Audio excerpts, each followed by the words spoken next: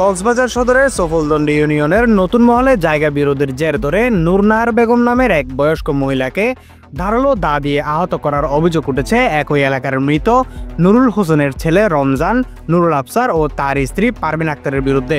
ভিডিওতে দেখা যাচ্ছে একদল দেশীয় অস্ত্র, দা, ক্রিস ও লাঠি নিয়ে ঘিরে রেখেছে ভুক্তভোগী পরিবারকে। 4 জুন সকালে এমন ঘটনাটি ঘটেছে সফলদন্ডি ইউনিয়নের নতুন মহল মাঝের পাড়া এলাকায়। এই ঘটনায় গুরুতর জখম হয় নূরনাহার বেগম। আহত অবস্থায় স্থানীয়রা উদ্ধার করে তাকে কক্সবাজার সদর হাসপাতালে নিয়ে আসেন, আর সেখানেই তিনি চিকিৎসাধীন রয়েছেন। আহত নূরনাহার বেগম বলেন, সকালে বাড়ির চলাচলের রাস্তা সংস্কার করেছিলেন তার 2 ছেলে। হঠাৎ রমজান ও নুরুল আফসার তেড়ে এসে তাদের উপর হামলা করে। তাদের হামলা করতে দেখে এগিয়ে গেলে তাকে প্রথমে নুরুল আফসার লাঠি আঘাত করে, পরে রমজান ধারালো দা দিয়ে হাতে কোপ দেয়।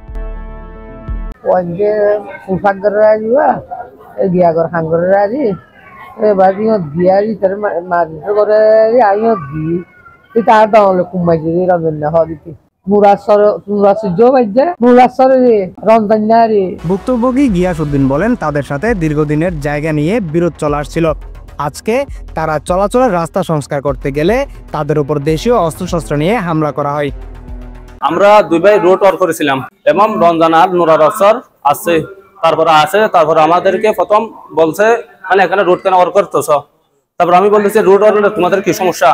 তো ও বলতেছে এখানে হলো রোড ওয়ার করতে পারবেন না। তো আমি বলতেছি কেন, এটা তো আমার রুট। তো তারপর ও তোরাতের একটা লড়ি আর দনি আসছে, তারপর আমার হাত অনেক কিছু নাই। তারপরে বলতেছে আমার মাকে তারপরে কুম মারি দিছে।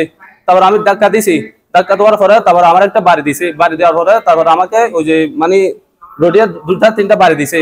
তারপর আমি এখানে পড়ে গেছি, আমার একটা কুম মারি দিছে হাসাই। তারপরে পিঠের থেকে নুরুল আফসার বাড়ি মারছে লড়ি দিয়ে।